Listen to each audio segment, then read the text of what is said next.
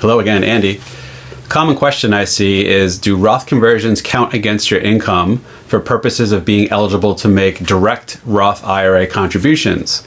Short and skinny is no, they don't. The reason why some people think they may, and there's often misinformation out there, or bad information, your ability to directly contribute to a Roth IRA is dependent upon your total amount of income, specifically your modified adjusted gross income, which I'll touch on in a second. Depending whether you're single or married and file a joint return, there's a certain level of income beyond which, once you're over that, you can no longer directly contribute to a Roth IRA. So the question is, well, what if my income is otherwise below the respective threshold, but I do a large Roth conversion, let's say $50,000, $100,000, whatever, and that conversion pops my income, my modified adjusted gross income, over the threshold beyond which I'm no longer able to contribute to my Roth IRA. Well, no, Roth conversions specifically do not count.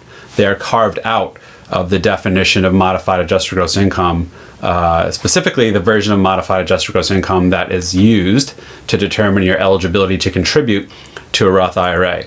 There are, to my knowledge, at least a dozen different versions of modified adjusted gross income used throughout the tax code for different things, and they're all slightly different in their formula in what's included.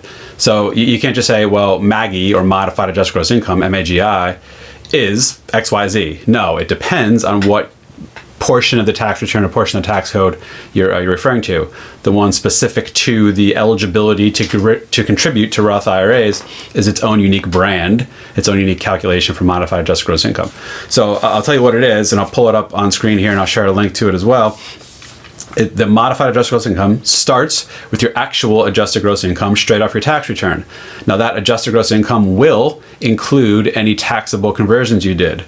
But wait, there's more. Step 2 is you subtract out any conversions you did. So you start with the inclusive amount of gross income, which includes conversions, then back out your conversions. That now is sort of your revised starting point of gross income.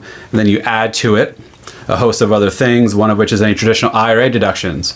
So if you did make a deductible IRA contribution, you have to add the amount of that deduction back in. If you took any deductions for paying student loan interest, any tuition and fees deduction, there's a few different foreign exclusions here that won't apply to most people, but if they do apply to you, then this is going to increase your modified adjusted gross income for purposes of Roth IRA contribution eligibility.